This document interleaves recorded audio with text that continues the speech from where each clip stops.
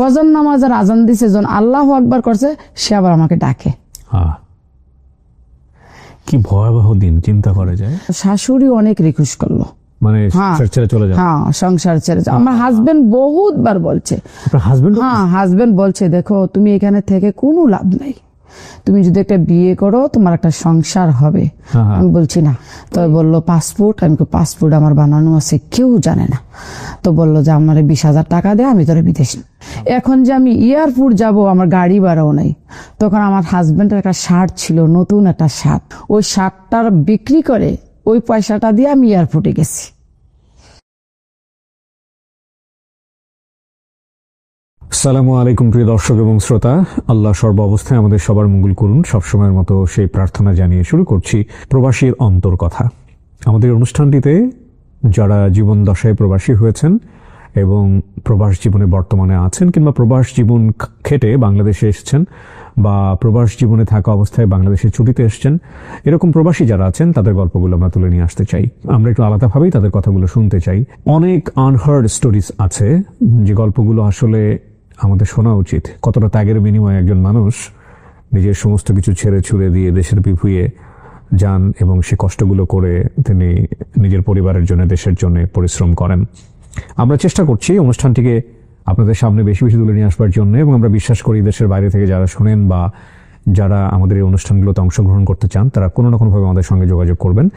আমাদের দেশের বাইরে থেকেই নাম্বারে ফোন দিলে আসলে ফোন রিচ করা যাবে না, তবে আমি বলবো আমাদের যে মেল অ্যাড্রেসটি আছে, আপনারা যদি আপনাদের ফোন নাম্বার দিয়ে মেল করেন, আমরা নিশ্চয়ই আপনার সঙ্গে যোগাযোগ করব। এটা আমি বলবো যে দেশে আসার পরে হলে ভালো হবে। দেশের বাইরে যারা বর্তমানে অবস্থান করছেন তাদেরকে তোমরা যোগাযোগ করে আনতে পারবো না, কারণ আমরা আসলে ওভারসিজ ইন্টারভিউ করি না, আমরা শুধুমাত্র স্টুডিওতে প্রেজেন্ট থাকা অবস্থায় ইন্টারভিউ করি। সুতরাং দেশে এসে আমাদেরকে নক দিলে এটা বেটার হবে। আমাদের মেইল অ্যাড্রেসটা আপনার স্ক্রিনে দেখতে পাচ্ছেন, sharemystory24@gmail.com। এছাড়া ফোন নাম্বারটি রয়েছে 09639887777। আপনার নামটা একটু বলেন। আমার নাম মোসাম্মদ রাহিমা। রাহিমা, বয়স কত? 40। জন্ম জেলা কোথায় আপনার? ব্রাহ্মণবাড়িয়া ডিস্ট্রিক্ট, কসবা থানা, গ্রামের নাম বেলতলি। কিছুদিন পর মারামারি হয় কেন এখানে? ওইটা আমার বাপের বাড়ি এলাকায়, আর স্বামীর বাড়ি হচ্ছে কুমিল্লা ডিস্ট্রিক্ট, ব্রাহ্মণপাড়া থানা। আচ্ছা, না কিন্তু মারামারিটা হয়? হ্যাঁ, কারণ আমরাও তো বাইরে থাকি, মানে দেখি আর কি নিউজ হয়। মানে আমি সেদিন শুনলাম যে সামান্য একটা জিনিস নিয়ে দুই গ্রুপের মারামারি, ভেরি ইমোশনাল, অনেক কিছু হয়। যাই হোক, ব্রাহ্মণবাড়িয়া যারা আছেন তারা মন খারাপ করবেন না, এগুলোতে আসলে ফেসবুকে এখন ট্রল হচ্ছে অনেক বেশি। মারামারি থেকে দূরে থাকতে হবে, বিশেষ করে গ্রামের মুরব্বী যারা আছেন তারা কিন্তু চাইলে স্টেপ নিতে পারেন। তো রাহিমা, শুরু করেন আপনি, আপনার গল্প আমি শুনবো। জি। আমি ক্লাস 7-এ পড়ি, তখন আমার ভাইয়ের বিয়ে হয় মেবি 1995-তে। তখন বিয়ে হয় শ্বশুর বাড়িতে, ওই যে যায় না বিয়ার দিন বরের সাথে, তো ওই দিনকা প্রচুর বৃষ্টি হচ্ছিল। তখন আমি এবং কি আমার ছোট বোন আমরা যাইতে পারি নাই। তখন বিয়ের পরে যে ওই বর যায় না, ওই যাওয়ার সময় আমি গেছিলাম। যাওয়ার পরে আমার ওরা দেখলো, আমার ভাবির ভাই দেখার পরে তারা মনে হয় আমার বাপ মার কাছে প্রস্তাব দিছিল যে আমরা ওকে বিয়ে করতে। হ্যাঁ, তখন আমি ভাবির বিয়ের সময় ক্লাস 5-এ পড়ি। আচ্ছা। পরে ওই কথাবার্তায় 1-2 বছর চলে গেল, তখন আমি ক্লাস 7-এ পড়ি। ওরা এই বছর তো বিয়ে হবে। আর তাছাড়া আমার স্বামী একদম আছে না, গ্রামের ছেলে, একদম সুজা ছাজা। আর আমার দেবর, বাসুর, নন কিছুই নেই, শুধু আমার শ্বশুর, শাশুড়ি আর আমি। 13 বছর 7 মাসে আমার বিয়ে হলো। বিয়ে হওয়ার পরে আমি শ্বশুর বাড়িতে গেছিলাম বিয়ের সময়। যাওয়ার পরে একদিন ছিলাম, পরে চলে আসছি। পরে আর যাই নাই, কারণ আমি ছোট, আমি তখন স্কুলেও লেখাপড়া করি, যাইনি। পরে আমার শ্বশুর অসুস্থ হয়ে গেল 6 মাসের ভিতরে। পরে ধরা পড়লো ক্যান্সার। এখান থেকে লোক গেল, বলল যে উনি মারা যাবে, এরকম ডক্টর বলছে, আর বেশি দিন নাই। তো আমাকে নিয়ে আসলো, এইভাবে নিয়ে আসলো। যাওয়ার পরে আমার ভাই আসলো আমার সাথে, আমার মাও আসলো, আমিও আসলাম। আসার পরে শুক্রবারে আসছি, শনিবার রবিবারে 12টার দিকে মারা গেছে দিনের।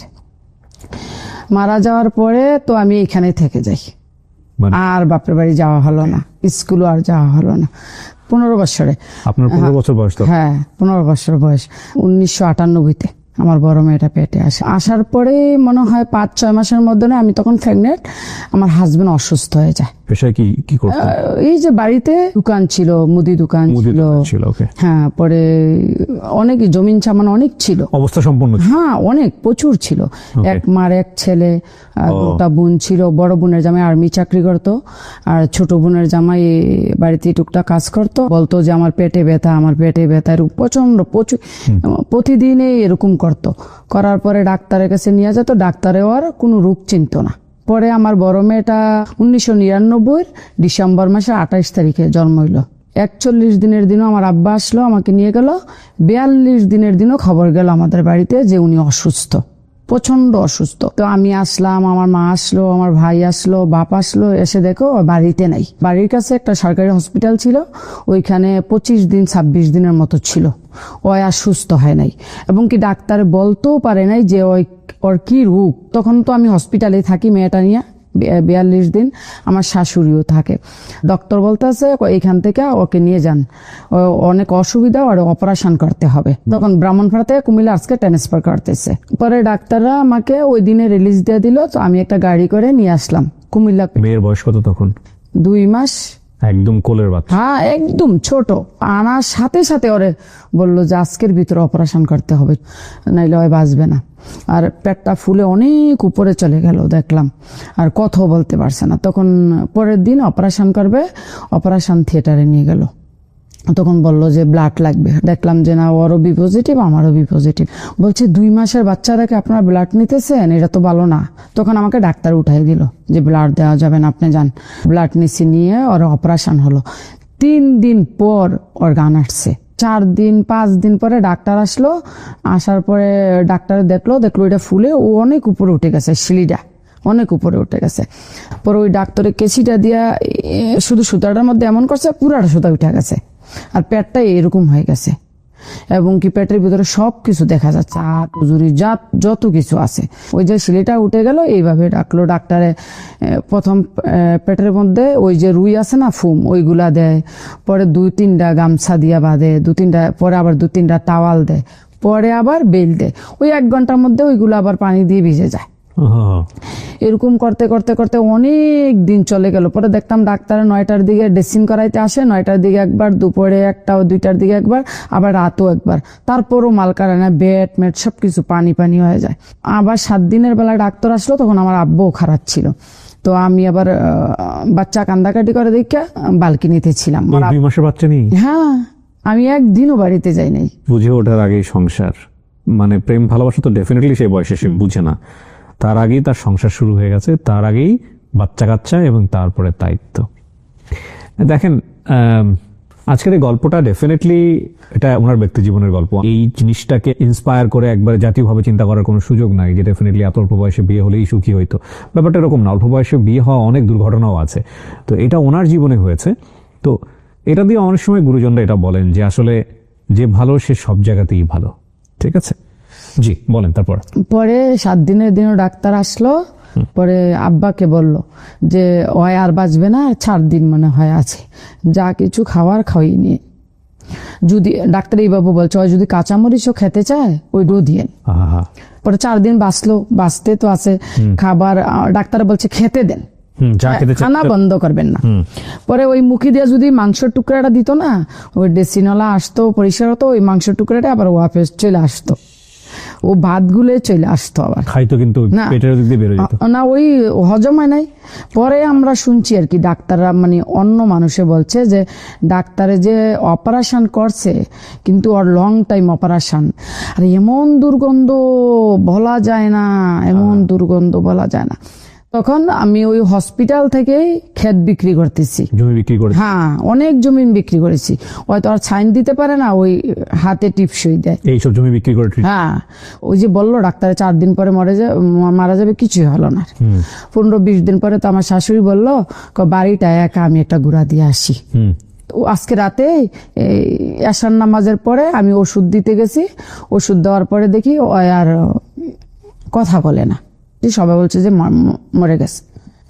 মারা যাওয়ার পরে তো হসপিটাল থেকে দৌড়ে আমার মামা শ্বশুর আবার হসপিটালে গেছে। আবার ফজর নামাজের আজান দিছে, যখন আল্লাহু আকবার করছে, সে আবার আমাকে ডাকে। কি ভয়াবহ দিন, চিন্তা করা যায়। 2 মাসের একটা বাচ্চা নিয়ে। পরে আবার ওষুধ ভরে দিল, এরকম করে আমি একটা 9 মাস ছিলাম। 9 মাসের পরে হয়তো আর সুস্থ হয় নাই। আমি ডাক্তারে বললাম বাড়িতে আমি নিয়ে যাই, সবাইকে দেখো, খাওয়া বাতাস লাগুক। পরে ডাক্তারে বললো দেখেন আমি এত বড় রিস্ক নিতে পারবো না, আমি আপনাকে একদম বাড়ির জন্য বিদায় দিতে পারবো না। আপনি পারেন যদি আপনার এলাকাতে একটা হসপিটাল থাকে ওইখানে আপনি রাখতে পারেন। ওই যে প্রথম হসপিটালটায় ভর্তি ছিল জি। ওইটাতে আবার নিয়ে আসছি 9 মাস পরে। প্রায় 1-2 মাস আবার এখানে থাকলাম, মোট 11 মাস আমি হসপিটাল ছিলাম। থাকার পরে এই ডাক্তার আমি বললাম আমার বাড়ি তো এখানে পাশেই, তো আপনি একটা কাজ করেন আমার বাড়িতে যাইতে দেন, আমি বাড়ির আলু বাতাসটা ওরা লাগাই, দেখি ও সুস্থ হয় কিনা। কয় ঠিক আছে, যদি আপনি নিতে পারেন নেন। তখন বাড়িতে আনলাম, ঘরের মধ্যে কেউ আসতে পারে না, গন্ধে এত দুর্গন্ধ। আর আমার শাশুড়ি কাপড়গুলা ধুতো না, ওই যে গামছা টাওয়াল এগুলো, আমার শাশুড়ি এগুলো একদম পচে গেছিল। আমি একটু কম কম নিতাম কারণ আমি তো বাচ্চার মা। এভরিডে একটা ইনজেকশন করতো, 25,000 টাকা নাকি নিত, ATS, ওই যে পেটটা খোলা না ওইটা ভালো হওয়ার জন্য। এভরিডে, প্রথম এভরিডে করতো, পরে আবার 7 দিন পরে একটা করতো। এরকম চিকিৎসা করতে করতে করতে আর তো ভালো হয় না। এখন আমি কি করবো, আমার পিঠ মাটিতে লেগে গেছে। এখন তো আমি বাঁচতে হবে, আমার একটা মেয়ে আছে। 1 সালের কথা বলছি। পরে লাস্টের দিয়া একটু ভালো হলো, ভালোর দিকে যাওয়ার পরে 2002 সালের প্রথম দিয়ে আমার ছোট মেয়েটা পেটে আসলো। 21 দিন পরে ওর পেটটা ফুলে ব্রাউন কালারটা এই কালারটার মতো হয়ে গেল, পুরাটা পেট। আমার শাশুড়ি আর বুঝতে পারে নাই, আমার শাশুড়িটার মধ্যে ওই যে চামড়া দিয়ে একটু হইছে না, পরে তখন সুই লাগাই দেওয়ার পরে এই যে পেটের থেকে ছুটছে পানি, গান্দা, পচা, এমন ছোটা ছুটছে আর বলার মতো নেই, তীরের মতো। হ্যাঁ, বন্ধ করা যায় না। টাওয়াল দিলে টাওয়ালের উপর দিয়া সবকিছুর উপর গ্যাস দিয়ে হয়ে গেছে যেটা বলে। এরকম ছুটছে। ছোড়ার পরে পরে ওরা আবার হসপিটাল নিলাম। পরে বললো যে দ্বিতীয় অপারেশন করতে হবে। তো আবার জমিন বিক্রি করলাম, দ্বিতীয় অপারেশন করলাম। দ্বিতীয় অপারেশন করার পরে ওর হাতের নখ চলে গেল, মাথার চুল চলে গেল, শরীরের চামড়া চলে গেল, এবং কি পিছের মেরুদণ্ডটা আছে না ওইটা একদম ভিতরে চলে গেছে। 24 ঘন্টা এইভাবে শুইতে হয়। প্রশ্নটা করি একটু আপনাকে, আপনার মনে হতো না যে এই সংসার ফেলে চলে যাই? প্রথম এটা হলো আব্বাকে বললো ডাক্তার যে 4 দিনের মধ্যে মারা যাবে, তখন আব্বা আমার বাড়িতে নিয়ে গেল। আব্বা অনেক বলছে, আমার 7 ভাই, কিন্তু 7 ভাই 3 বোন। আমার ভাইরা অনেক রকমের চেষ্টা করছে, অনেক রকমের, কিন্তু আপনি জানেন না। আমি বলছি না, আমি আব্বাকে একটা কথা বলছি, সে মরবে না বাঁচবে আপনারা কেউ জানেন না, শুধু একমাত্র আল্লাহ জানে। শাশুড়ি অনেক রিকোয়েস্ট করলো, মানে হ্যাঁ। সংসার ছেড়ে চলে যান। হ্যাঁ, সংসার ছেড়ে যাও। আমার হাজবেন্ড বহুতবার বলছে, আপনার হাজবেন্ড? হ্যাঁ, হাজবেন্ড বলছে দেখো তুমি এখানে থেকে কোনো লাভ নাই, তুমি যদি একটা বিয়ে করো তোমার একটা সংসার হবে। আমি বলছি না। পরে এইভাবে থেকে গেলাম, পরে আর সুস্থ হয় নাই।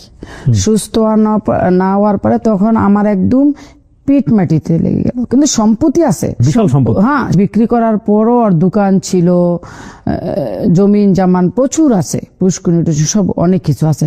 ওই প্রেগনেন্ট অবস্থায় আমি আবার একটা লাইফ ইন্স্যুরেন্সে জবও করছি কয়েকদিন, 8-9 মাস 10 মাস।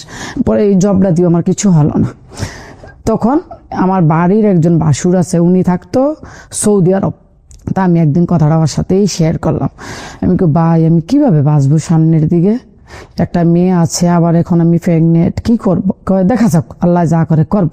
ছোট মেয়েটা হওয়ার পরে আমি স্বামী ছেড়ে যাই নাই বিদায় আমার শাশুড়ি আমাকে অনেক অত্যাচার করছে যাওয়ার জন্য।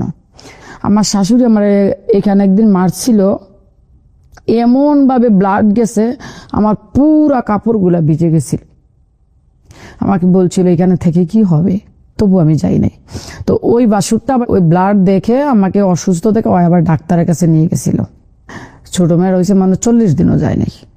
ছোট মেয়েটার আমি নিয়ে আমি করলাম ভাই আমার একটা লাইন ধরান। তো এবার আমার বললো বিদেশ যেতে পারবি? আমি অসুস্থ তখন। হ্যাঁ, অসুস্থই। ওকে। পরে আমি বললাম হ্যাঁ যাব। তো বললো যে যদি যেতে হয় 50,000 টাকা লাগবে, আর পাসপোর্টও বানাতে হবে। পাসপোর্টটা আমি বানালাম। পাসপোর্টটা এমনি ভাবে বানালাম, কেউ জানে না ঘরে, শুধু আমার হাজবেন্ড জানে। তখন আমার ছোট মেয়েটার মেবি 1-2 মাস বয়স। হ্যাঁ, বড়টার 2 বছর, আচ্ছা 2-2.5 বছর। হ্যাঁ, এটা 3 সালের প্রথম জানুয়ারি মাসের ঘটনা। জি। পরে আমার এক ননসের জামাই, মানে এলাকার বাড়ির পাশে বাড়ি, একদিন রাতে আসলো, এসে বলল যে আমি দুবাই যাচ্ছি। আগেও দুবাই আসছিল, যে আমি দুবাই যাচ্ছি রাইমা, আমার 20,000 টাকা দে। তখন আমি ওরে বললাম, কেউ জানবে না আমি আপনার 20,000 টাকা দেবো, তবে আপনি আমার বিদেশ নিতে হবে। তো বললো পাসপোর্ট। আমি পাসপোর্ট আমার বানানো আছে, কেউ জানে না। তো বললো যে আমার 20,000 টাকা দে, আমি তোরে বিদেশ। স্বামী এটা জানতো? হ্যাঁ, শুধু স্বামী জানতো, আর কেউ জানতো না। স্বামীর মাও জানতো না, বোনও জানতো না। পরে আমি অনেক বুঝাইলাম যে আমি তো বাঁচতে হবে দুটা মেয়ে নিয়ে। মানুষও মন্তব্য করে 2টা মেয়ে হয়েছে, সংসারে কেউ নাই, ও কেরা লালন পালন করব, কে দেখবো, কে কি করব। আমার কিন্তু একটাকও নাই। বাপের বাড়ি গেলাম, আব্বারে গিয়ে বললাম যে আব্বা, ওই যে আমাদের ক্ষেতের একটা ক্ষেত আছে, ক্ষেতের পাশে যে স্ক্রিমটা পানি উঠে ক্ষেতের থেকে, ওই ক্ষেতটা করে দিবে। কট বলতে? বন্ধক দেবে। বন্ধক। ওই ক্ষেতটা আঁকতে আমার 20,000 টাকা লাগে। আব্বা বলছে ঠিক আছে। পরে আব্বা ব্যাংকে নিয়ে আমার 20,000 টাকা দিল। রাতে কেউ যাতে না দেখে পাসপোর্ট কপি, 2 কপি ছবি আর 20,000 টাকা নিয়ে গেলাম ওর বাড়িতে। ওর বাড়ি আবার একটু দূর। পরে ওর 20,000 টাকা দিলাম, ওই দুবাই চলে গেল। ভিসাটা বাইর করলো। বাইর করার পরে আরো 30,000 টাকা দেওয়া লাগবো। 29,000 টাকা কইতে দেবো। তখন আমার শাশুড়ি, আমি বললাম, কইরা আবার কোন কথা, বেড়িতে বিদেশ যায়? আমি কই হ্যাঁ, আমি যাবো, কি করবো? তো বললো না না না না, ওই বেড়িতে বিদেশ দিয়ে থাকতে পারে না, আজকে গেলে কালকে আই, পরে পরে আমার টাকাগুলো মার দিব। আবার বাড়ির মানুষে বলতেছে, ওই জামাই ছেড়া যায় না, জামাই অসুস্থ, জামাই ছেড়ে বাপের বাড়িতে যায় না, বিদেশ যাইবো, 2টা বাচ্চা লেখো, এই দরজাতে যাইবো, ওই দরজাতে বাড়ি পারবো। পরে 29,000 টাকা দিলাম। দেওয়ার পরে আরো লাগবে টিকিট কাটতে। এখন ওই টাকাটা আমার হাতে 2003 সালে। হঠাৎ করে একদিন আমার বাসাও ফোন দেওয়া পরে, রমজানের আগের দিন, কয় শুক্রবারে তোমার ফ্লাইট। আরে কি আশ্চর্য কথাবার্তা! আমি তো জানিও না, শুনিও না। 2টা বাচ্চা আমি কার কাছে রেখে যাবো সেইটাও আমার এখনো কনফার্ম হয় নাই। কয় না, শুক্রবারে তোমার ফ্লাইট। এখন যে আমি এয়ারপোর্ট যাব, আমার গাড়ি ভাড়াও নাই।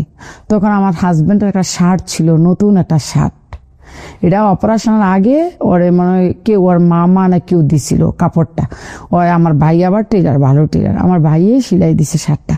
ওই শার্টটার বিক্রি করে ওই পয়সাটা দিয়ে আমি এয়ারপোর্টে গেছি।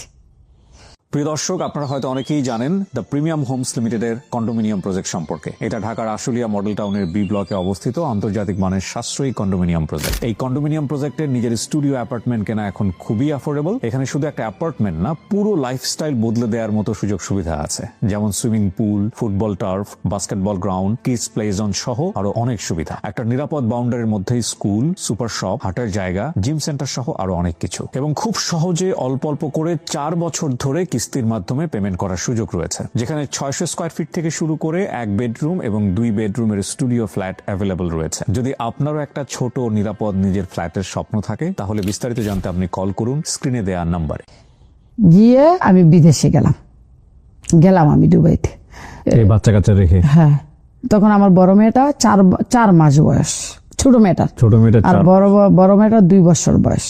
বড় মেয়েটা ঘুমিয়ে গেছিল, আমার শাশুড়ি হাতে দিয়ে, আর ছোট মেয়ের নিয়ে বৃষ্টি, প্রচন্ড বৃষ্টি। তো আমি ছোট মেয়েটা নিয়ে শুয়ে পড়লাম। ও আবার দুধ খেতেছে, ও আর দুধ ছাড়ে না আমার থেকে। পরে আমি ওরে এমনি ভাবে রেখে উপরে খেতা দিয়ে কাপড় দিয়ে চলে গেলাম 2003-এ। কেমন লাগতেছিল ওই সময়টাতে? যেটা কল্পনা করা যায় না। বলতেছে তো, বলে যাচ্ছে, জাস্ট ফিল করার চেষ্টা করেন, তাহলে বুঝবেন। এমন একটা জায়গা চাইলে চলে আসতেও পারবে না। না, মানে মনে হলো যে কালকে গেলাম, আজকে চলে আসলাম, সম্ভব না। যাওয়ার পরেও ওইখানেও সুখ নাই। আপনার কাজ কি দিল? কোথায় গেলেন? এজেন্সি থেকে ভিসা নিছিল, ট্রাভেলস থেকে। তো আমাকে নিয়ে ওই একটা এজেন্সির মধ্যে রাখলো। রাখার পরে এক আরবি মহিলা এসে আমাকে নিয়ে গেল। আমি তো আর আরবি বুঝি না ওই সময়, তো আমার ইংলিশে যাই, আমি একটু বুঝি। সকাল উঠলাম, আমাকে বলল ঝাড়ু দিতে, পোছা করতে। বাড়িটা অনেক বড় বাড়ি ছিল, জঙ্গল ছিল, ওই অনেকগুলা বকরি ছিল, মুরগি ছিল। প্লেট দিত, বলতো কি মুরগির ডিম নিয়ে আস। ও মুরগির ডিম আনতে গেলে মুরগি আমার দৌড়াই দিত, আমি আসা পারতাম। আবার বলতো কি হাতে খেজুর দিত একটা বড় বলে, ওই ডিনা বকরি দিয়া ছাগল দিয়া, ওই দিতে গেলে ওই ছাগল আমার দৌড়াই দিত। মেশিনে কাপড় দে, ওই ধোয়া হয়ে গেলে বাইরে দিবি, আমি কাপড় নিয়ে বাইরে বসে থাকি। ওয়াশিং মেশিন হ্যাঁ। ব্যবহার করতে জানতো? হ্যাঁ, ও এরকম জানতাম না। বলতো ক্লিন করার জন্য, ক্লিন কাকে বলে এটাও জানতাম না। বলতো ডাস্টিং করে, ও ডাস্টিং কাপড় নিয়ে আমি আমার হাতে কাপড় দাঁড়াইছে, আমি এক জায়গায় দাঁড়াই থাকতাম। ধুলাবালি ঝাড়তে বলছে আর কি। তো আমার হাতে আবার ও কাছে দিত, কত ঘাস কেটে নিয়ে আয়। ওই দেশের ঘাস যেটা বাড়িতে হয় গ্যান্ডারি গাছের মতো, কুশোর গাছের মতো, ঘাস কাটতে গেলে আমার পুরো হাতে পায়ে রক্ত এসে পড়তো ওই পাতার ইয়ায়। তো আমি আসলে আর চাইতাম না। এরকম করে করে 25 দিন মাত্র গেছে। দেশ আমি ফোনও করি নাই। আমার বললো তোর কেডায় নিয়ে আসছে, দেশে কে নিয়ে আসছে? তো আমি যাই বলছি যে আমার ভাই বা ব্রাদার নিয়ে আসছে। কয় কাজ কর, আমার কয় নাম্বার আছে তো, এবার আমার নাম্বারটা লেখে একটা পেপারে দিছিল। তো আমি নাম্বারটা দিছি, ফোন করছে। ফোন করার পরে আমি আবার কান্নাকাটি করতেছি, ওরা তো আরো বাংলা বুঝে না। আমি কো ভাই এখানে ছাগলটা খানা দিতে হয়, মুরগির ডিম নিতে হয়, ওই ঘাস কাটতে হয়, বাড়ি ক্লিন করতে হয়, কাম দিয়ে দিয়ে। আমি পাগল হয়েছি না, আমি এই কাম করুম, আমার বাড়িতে পাঠান, জলদি বাড়িতে পাঠান। কয় বাড়িতে আর যাওয়া যাবে না। আমি কেন? যেতে হলে আবার ক্যান্সেল করতে হবে, ওই মালিককে পাসপোর্ট দিতে হবে। পরে শুনছি যে মহিলা আমাকে নিয়েছে, ওই মহিলা ওইখান থেকে এজেন্সি থেকে যে আমার আনছে, আমার 5-10 হাজার দেরাম দিয়ে আনছে, কিনে আনছে, বিমান ভাড়াও আমারে দিছে, ভিসা দিছে, এভরিথিং দিছে। পরে আমি বললাম না, আমি আর থাকবো না, আমি কান্নাকাটি করি, আমি ওর ঘরে আর কামও করবো না। পরে আমার মেডিকেলও করাইছে ওরা ভিসা লাগানোর জন্য। পরে মহিলা এরকম দেখে আমি কাজ টাজ করি না, শুধু কান্নাকাটি করি দিন রাত। এই পুরো রমজান মাস শুধু আমি কোরআন শরীফ নিয়ে বসে থাকি। কোরআন শরীফের পানি আমার পুরা কোরআন ভিজে যায়। কিচ্ছু খাই না, ওই দেশের খানা খেতে পারি না, সাদা খানা, আর অন্য কিছু দেয় না। পানি দিয়ে কাঁকড়া রান্দা রাখে, দুধ দিয়ে কাঁকড়া রান্দা রাখে, পানির মধ্যে মাংস দেয় সিদ্ধ করে, পরে এটার মধ্যে চাউল দেয়, সবজি দেয়, সাদা এটা কিভাবে খাওয়া যায় না। ওই মহিলা যায় খানা বানাইতে, বলে এই কাইটা দিতে, ও ছুরি দিয়ে কাটা লাগে বুটে, ওইটাও জানতাম না আগে। পরে ওয়াশ করে দিতে বলে, সবকিছু ধুয়ে দিতে বলে, ওইটাও আমি করি না, আমি আমার ঘরে বসে থাকি। আমি মহিলার ডাইরেক্ট বলছি আমাকে দেশে পাঠাই দে। পরে আমার বাসুরে ওই ইচ্ছা করে মহিলায় ফোন করছে, মহিলা ফোন করে কয় কাজ কর, তুই আয় আমার লগে সাক্ষাৎ কর, দেখা কর। তখন আমার বাসুরে গেছে একটা গাড়ি নিয়ে, বললে কাজ কর, তুই ওরে নিয়ে অন্য খানো ভিসা লাগাই দে, আমি রাখবো না, আমি ট্রান্সফার করে দেবো। পরে আমি 25 তারিখ সকালে ঘুম থেকে উঠি, দেখি আরেকটা মেয়ে ইথিওপিয়া। হ্যাঁ, মেয়ে দেখলাম ভালো ঝাড়ু পোছা করতেছে। পরে আমার বাসুরে আসলো, দুপুরবেলা এসে আমাকে নিয়ে গেল। এরপর আমার বাসুরাই না এক মহিলা, এক মেয়ে ছিল, এই আমাদের বাঙালিয়ে রিনা কইরা নাম। তখন আমার কোনো মালিক টালিক ঠিক করে নাই, 1 সপ্তাহ রাখলো। তখন আমি পাগল হয়ে গেছি। ওই রিনা আবার ওই দেশে স্কুলে জব করতো, মাদ্রাসা বলে আর কি আরবিতে। সকালে যেত, দুপুরে আসতো, একা একা বাসায় থেকে বাইরে দিয়ে লক করে যায়। আমি কি ভাই আমার নিয়ে কোথাও চাকরি দেন। তো আমার বাসুরি কি করলো, একটা চাকরি আবার আরবির করে ঠিক করে আমাকে নিয়ে গেল রাতের বেলায়। আমার বাসু ওইখানে থাকে, ওই স্কুলে আমার বাসুরে চাকরি করে। ওই চাকরি করে বলে আমার এই যে মালিক আছে না, মালিকের ছেলে মেয়েরা চিনতো। নিয়ে আসার পরে মামারে দিল রাইতের বেলা। মামা আমার পায়ে অনেক খুশি। ওয়ও মানে দুবাইয়ের মেয়ে না, এমারতের মেয়ে না, ওই ওমানের মেয়ে। ওই আমার আর বাপের আবার 3টা বউ, বড় বউয়ের 8 ছেলে 4 মেয়ে, মেজু বউয়ের 2 ছেলে 1 মেয়ে। আরবাব মানে আপনার মালিক যে ইনফ্লুয়েন্সার আর কি। পরে আমার এটা 3য় বউ, 3 নাম্বার বউ। ওর একটা মেয়ে আছে, আমি গিয়ে আবার ওই আমার ছোট মেয়েটার মতো পেয়েছি 3 মাসের। পেয়ে আমিও খুশি, মামাও খুশি। ওই মানে হচ্ছে মালিকের বউরে আপনি মামা বলতেছেন? হ্যাঁ, ম্যাডাম রে মামা। ওকে। পরে ওই যে মালিক তো 3টে বিয়ে করছে, 3 রাত 3 জনের কাছে থাকে।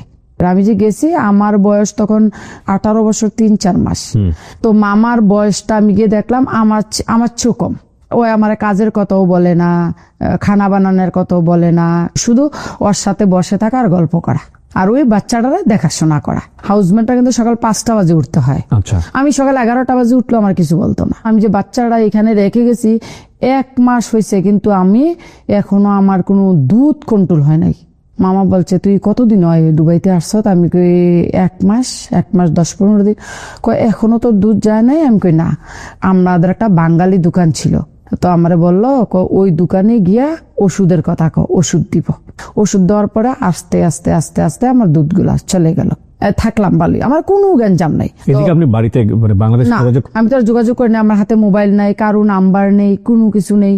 তো একদিন ফোন করে আমার হাজবেন্ডের চাচাতো বোনের মোবাইলে, ওর একটা মোবাইল আগের দিনও আছিল না, ওই যে মোবাইলের উপর একটা কলমের মতো ছিল, অ্যান্টেনা পরে ফোন দিছি রাইতে, কয় কে? আমি কে আপা আমি মিঞ্জুর মা রাহিমা।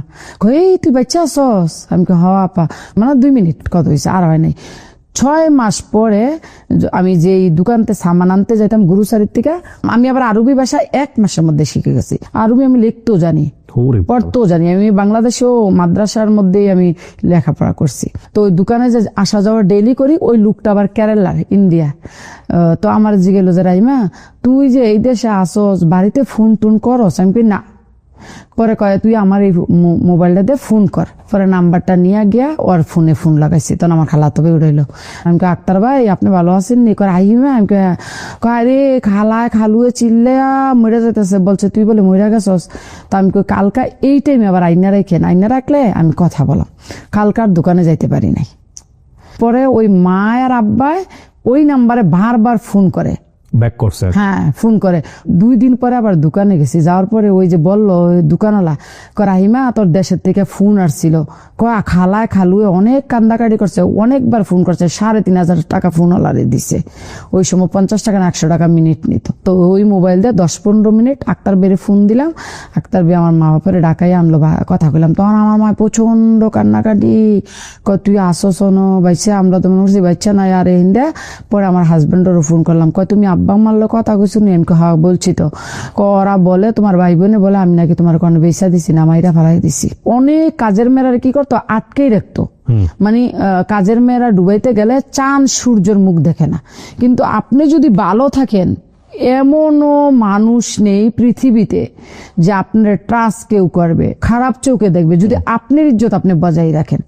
ওই আমার বাসুর থাকতো, জাল থাকতো, ননদ থাকতো, যারা আমারে নিল।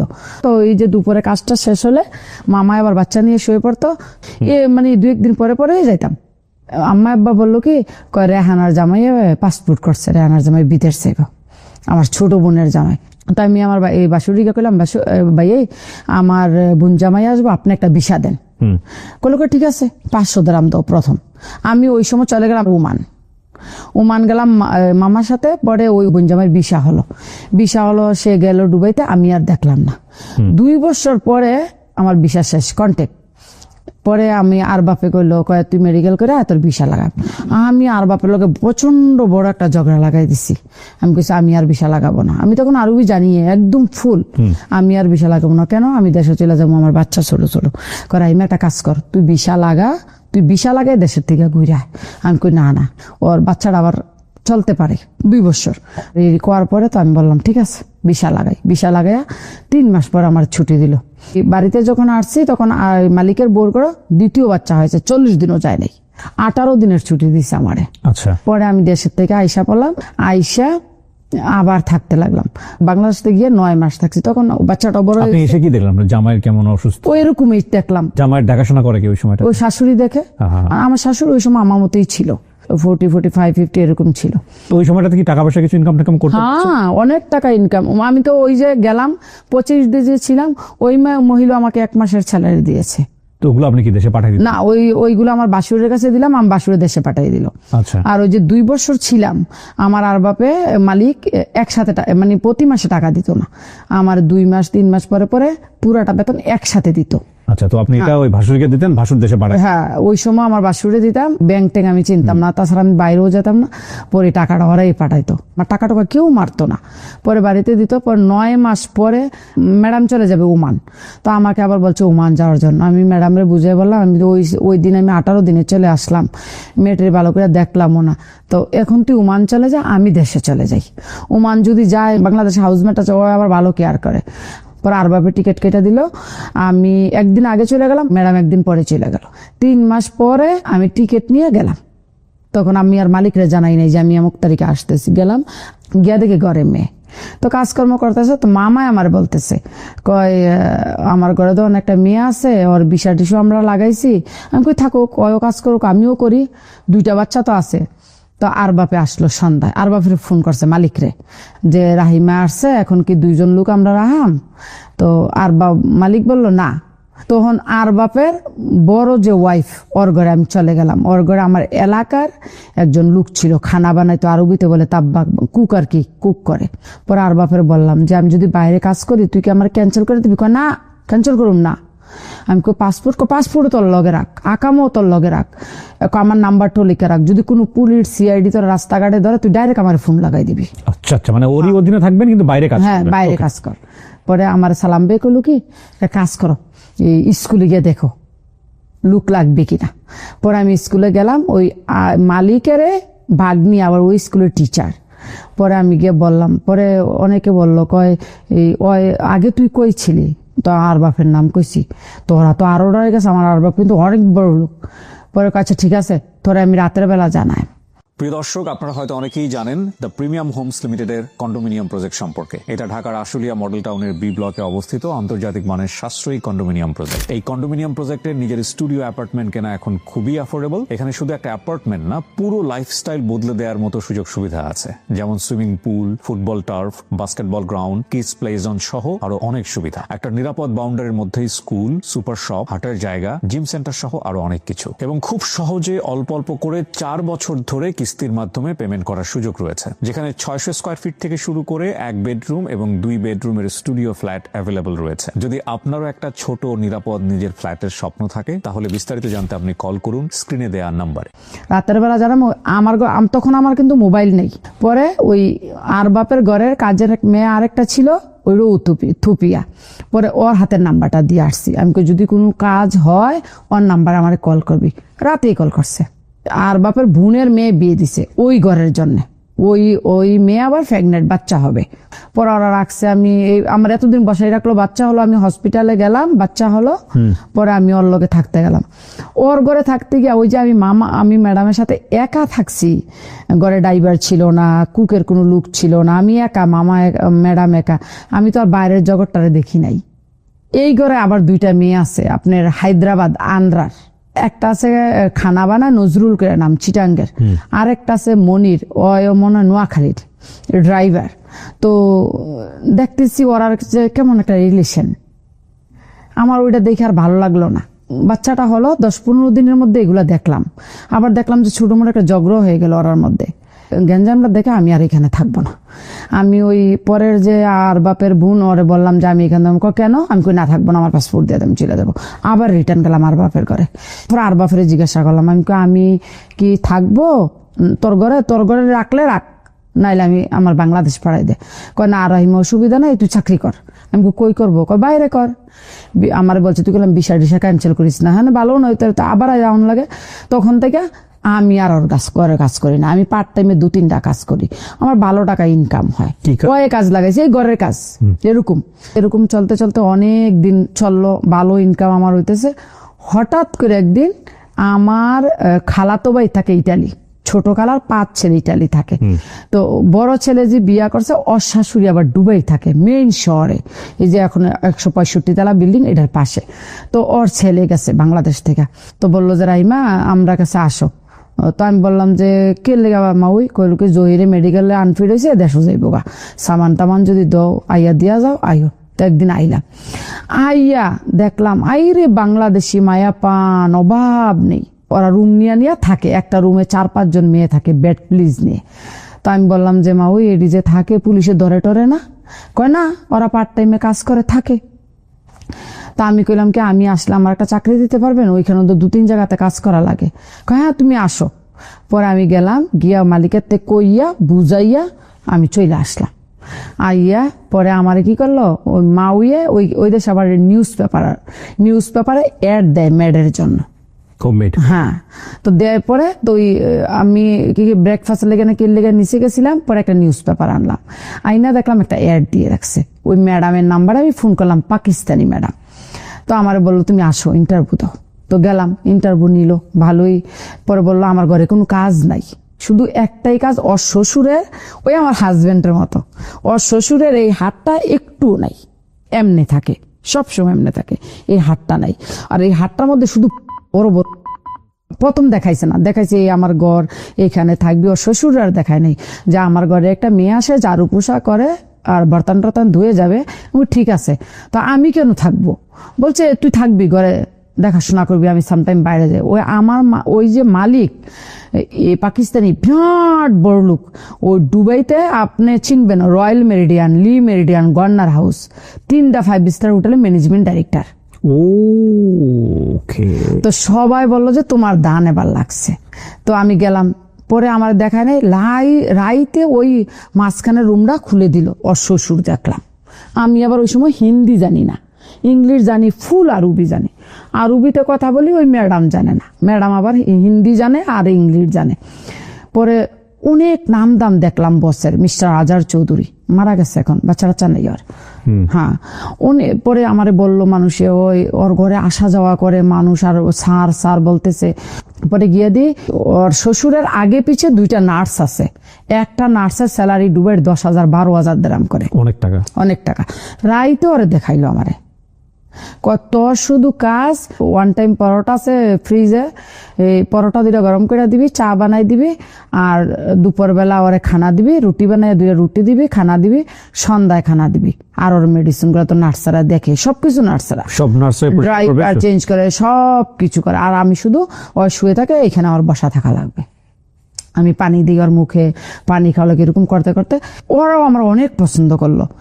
স্যারের একদিন ডাইকে চাই না, স্যারেরা বললো ইশারা দেয়, কথা বলতে পারে না, এখানে বসতো বললো।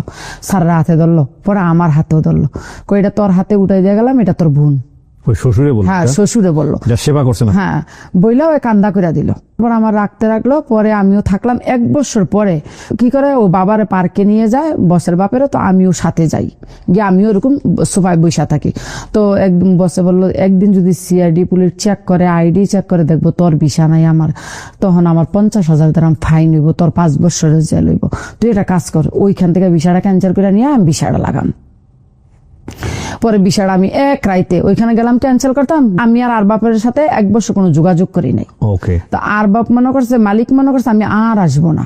পরে আমারে বললো কি সকালে দিব, তো সকালে বললো গাড়ির মধ্যে দেবো।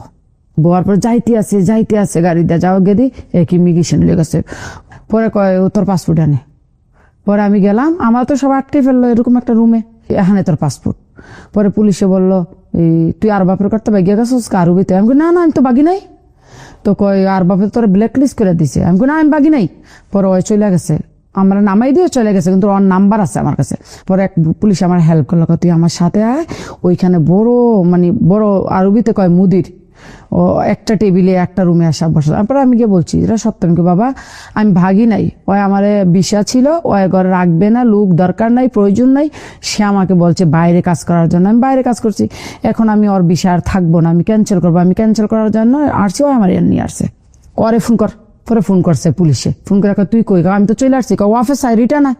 পরে আইসে আনে কয় তুই ওরা তামিল দিলি কিনা? কয় বাগিয়া গেছে গা। আমি কখনো বাগি নাই, তুই যা ওরা গ্রামের মানুষের তুই জিজ্ঞাসা কর, আমি বাগি নাই। তারপরে আমার জিজ্ঞাসা তুই ওর কাছে স্যালারি পাস? আমি হ্যাঁ আমি 2 মাসের স্যালারিও পাই। 2 মাসের স্যালারি রাখে আনে। তো আরবি বলছে আমার কাছে তো পয়সা নেই। তোর পাসপোর্ট কই? আমার কাছে। পুলিশে আমার কাছে টাকা আছে, পাসপোর্ট দে। যখন তুই টাকা নিয়ে আসবি তখন তোর পাসপোর্ট নিয়ে যাবি, তোর পাসপোর্ট এখানে থাকবে। সেও একটা পুলিশ, সে রিটার্নে আসছে। সেই দেশের কানুন কিন্তু অনেক শক্ত যদি বুঝা মানুষে থাকে। পরে আমার বললো পুলিশে, তুই একটা কাম কর, তুই ওইখানে গিয়া ওর নামে একটা অভিযোগ কর। আমি অলরেডি অভিযোগ লিখছি, শুধু আমি জমা করবো, গিয়া খাবলা দে ফাটার মতন ধরছে, দইরা আমার হাতও ধরছে, দইরা বাইরে আনছে। আইনা তুই কি তা চাস? আমি কিচ্ছু চাই না, আমি তোর নামে কেস করাম। তুই আমার বললি বাড়িগা কাজ করতাম, বাড়িগা কাজ করলাম, তুই আমার তামিল করে দিলি, ব্ল্যাক লিস্ট করে দিলি, আমি কিচ্ছু জানি। আমি তোর কয় না তুই আমার কেস করিস না, তুই আমার মেয়ের মতো, তুই যা বলবি আমি তাই দেবো। পরে আমি বললাম যে তো আমার ক্যান্সেল কর। 1 মাসের স্যালারিও দিছে, আবার পাসপোর্টও দিছে, ক্যান্সেল পেপারটাও দিছে। আমার বললো যে রাইমা এইটার মধ্যে তোর 28 দিনের টাইম আছে, তুই ভিসা ছাড়া 28 দিন থাকতে পারবি। আপনি অনেক লাকি, আপনাকে অনেক সহযোগিতা। হ্যাঁ, অনেক মানুষের। পরে আইনা বসের কাছে বৃহস্পতিবারে রাতে দিয়েছে, তো বসে বললো শুক্রবার শনিবার আইমা 2 দিন, রবিবার ভিসা দিয়েছে, সোমবারে মেডিকেলও করাই লেছে। বসে তখন আমার বেসিক স্যালারি দিয়েছে 1500 দিরহাম। পরে আমি চাকরি করতে রইলাম এইখানে মাঝখান দিয়ে বসের বাবা একদম অসুস্থ হয়ে গেল। বসের ভাই আসছে, আসার পরে ওর আবার নজর গোচর তেমন বেশি একটা ভালো না। তো আমি কি করলাম, আমি একদিন বিকালবেলা লাকিছে করে কাপড়টি না মাউর কাছে চলে আসছি। তখন আমি স্যাররে বললাম, আমি স্যার যদি তুই নারাজ না হস, যদি তুই খুশি থাকস, তো আমি আন্টির কাছে থাইকা কাজ করি, তোর বিষয়টা দিয়া তোকে কর। মাউর বাড়ির পাশেই এই রাস্তাটার মধ্যে আমার 4-5 টাইম লয়ে দিল। আমি সকাল হ্যাঁ, তখন আমার মাসের স্যালারি তো 7,000 দিরাম। 7,000 দিরহাম বাংলাদেশে কয় টাকা? ওই সময় 7,000 দিরাম বাংলাদেশের 1.5 লাখ। ওরে বাবা, অনেক টাকা। হ্যাঁ, 7,000, কোনো মাঠে 8,000 এরকম করে। তার ঈদ আসলে তো কোনো কথাই নাই। পরে এরকম কাজ করতে করতে করতে করতে করতে প্রায় আমি 2012 সালে এরকম আমার আম্মা অসুস্থ হয়ে গেল। আপনার স্বামীর অবস্থা কি তখন? এ তো এরকমই, বিছানায় পড়ে? এরকমই। আচ্ছা। তখন ম্যাডামরা আমি ফোন দিয়ে বললাম, ম্যাডাম আমি দেশে চলে যাচ্ছি। কেন? আমি আমার মায়ের অসুস্থ। পরে আমার আবার ছোট ভাই আছে, আমি নিয়ে গেছি আমার ছোট ভাই আজগর। আবার আমার ভাই আবার আমার মায়ে যখন মারা যাবে 9 দিন আগে শুধু ভিসা লাগিয়ে নতুন ভিসা করে ইন আউট করে ওই দেশে গেছে। বিষও লাগছে না, ওর মেডিকেল করছে না, বিষও লাগাছে না। তখন আমি বাড়িতে চলে আসলাম। বাড়িতে চলে আসার পরে 10 দিন পরে মা মারা গেল। পরে এখানে থাকলাম। তখন আমার দুটা মেয়ে, বড় মেয়েটার বয়স 10-12, ছোট মেয়েটার বয়স এরকম 10। পরে কি করলাম, ঢাকা মহিলা মাদ্রাসার মধ্যে এখানে আমার ভাবি আবার টিচার, এখানে দিয়ে দিলাম। তুই মেয়েকে? হ্যাঁ, দুনো মেয়েকে। তো দুনো মেয়েকে দিয়ে দিলাম। আমি আবার চলে গেলাম কাজ করতে করতে। 2015 সালে আমি বাড়ির থেকে গেছি জানুয়ারির 11 তারিখ। আব্বাই মারা গেছে 21 তারিখ। বাবাকেও দেখতে পারে না, হঠাৎ আব্বা ভালো সুস্থ। পরে তো এইভাবে চাকরি করে 15 সালে আমি একটা জায়গা নেই বাংলাদেশে। জায়গা? হ্যাঁ, বাংলাদেশে একটা জায়গা আমি এক মার্কেটে না, আমাদের এলাকাতে বাজারের মধ্যে আমি 2 শতক জায়গা নেই। প্রায় ওই সময় 20 লাখ টাকা দিয়ে আমি নেই। 18 লাখ টাকা দিয়ে আমি চলে গেলাম। আমি কিন্তু জায়গার রেজিস্ট্রি করি নাই।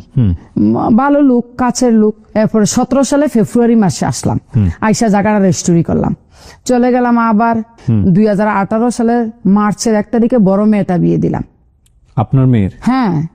কত বছর বয়সে বিয়ে দিলেন? 15-16 ছিল। এত অল্প বয়সে কেন বিয়ে দিতে হবে? দেখেন, মাদ্রাসাতে লেখাপড়া করে, আমার তো কেউ নাই, স্বামী তো থাইকেও নাই, শ্বশুর নাই, দেবর। স্বামী কি তখনও বিছানার এরকম পড়ে? আল্লাহ। পরে আমি আবার চলে গেলাম দুবাই গিয়ে আবার 2019 সালে আসলাম। এসে 2019 সালের লাস্টে আবার ছোট মেয়েটার বিয়ে দিয়ে দিলাম। ছোট মেয়েটার বয়স 15-16 এরকম বিয়ে দিয়ে দিলাম। চলে গেলাম আবার। যাওয়ার পরে 2020 সালে আসলাম, এসে আরেকটা জায়গা নিলাম 35 লাখ টাকা দিয়ে। পরে আবার চলে গেলাম। আল্লাহ দিলে আমার ইনকাম আছে, মাসে 2 লাখ 2.5 লাখ, ব্যাপার না। মানে ওটা করতেছেন, এদিকে স্বামীর চিকিৎসা করতেছেন, সংসার চালাচ্ছেন, মেয়ে বিয়ে দিচ্ছি, জায়গা করছি। বাড়িতে একটা গড় টিন সেট দিয়ে একটা বিল্ডিং ও করছি, 2 বেডরুম হল দিয়ে। পরে আবার 2024 সালে আসলাম, আইসা আরেকটা জায়গা নিলাম 42 লাখ টাকা দিয়ে। 40-42 লাখ টাকা দিয়ে নিলাম। প্রথম যে জায়গাটা নিলাম, এই জায়গাটার প্রাইস এখন অনেক বেশি, শুধু বাড়তি আছে। 20 লাখ টাকা দিয়ে কিনছি, এখন আমি বিক্রি করলে 50 লাখ টাকা বিক্রি করতে পারি। এখনো কি মানে পার্ট টাইম জব গুলো করেন? না, এখন আর পার্ট টাইম করি। এখন টুকটাক বিশার কিছু কাজ করি। করোনার পরে অনেক লোক নিছি, আমি করোনার আগেও নিছি। ওই পাকিস্তানি যে ফ্যামিলিতে ছিলেন ওখানে তো এখন আর নাই? না, ওইটা তো নাই। ওই যে বাবা মারা গেছে কখন, ওই মারা যাওয়ার পরে ওখান থেকে বের হয়। ওইখান থেকে ওই যে বললাম না স্যার রে, যে আব্বা তো এখন আর সুস্থ না, কথা বলে না, খানা খায় না, তো আমি তোর বিষয় বাইরে কাজ করি। ওইখান থেকে যে বেরিয়ে গেলাম 2012 সালে, আমি আর ওর কাছে আসি নাই। বসও মারা গেছে। এখনো আপনি দুবাইয়ে কাজ করেন? হ্যাঁ। কোথায় কাজ করেন এখন? এখন দুবাই জুমেরা অফিসের হেল্পিং হ্যান্ড কাজ করেন? হ্যাঁ। এবং পার্ট টাইমে একটা জব করি আমি স্কুলে, 4 ঘন্টা জব করি। ওইখান থেকে আমার প্রতি মাসে 2300 দিরহাম আসে। কত বছর যাবত দেশের বাইরে? 24 বছর। কি পেলেন, কি হারালেন? টাকা হয়েছে, কিন্তু লাইফ তো আর পাই নাই। স্বামীটা কোথায় এখন? আছে বাড়িতে, বিছানায় ওইভাবেই? না, এখন একটু ভালো। একটা দোকান আছে, ওই যে ছোট করে একটা চা পান নিয়ে বসে থাকে। মেয়ের জামাই না? ছোট মেয়ের জামাই আমি নিয়েছি দুবাই। হ্যাঁ, 5 স্টার হোটেলে। ওই যে আমার বসের হোটেল ছিল, ওই হোটেলে জব করে, 5 স্টার হোটেল। চাকরিও দিয়ে দিয়েছেন। এবং বড় জামাই মালয়েশিয়া আছে। বাবা যে বলছিল, ভাই যে বলছিল সংসার থেকে বের করে নিয়ে গিয়ে একটা নতুন জীবন দিবে, ওইটা কি ভালো সিদ্ধান্ত ছিল? এই যে কষ্টগুলা করলেন, কষ্টগুলা করেছি, ওইটাও আমি মনে করি যে এক দিক দিয়ে ভালো ছিল, আরেক দিক দিয়ে ভালো ছিল না। কারণ আমার তো মেয়ে ছিল, আমার মেয়েগুলা কোথায় যেত? পেটে ধরে মা হওয়া যায়, সেটা বায়োলজিক্যাল মাদার বলে, কিন্তু মা বা বাবা হওয়ার ব্যাপারটা নির্ভর করে মস্তিষ্কে।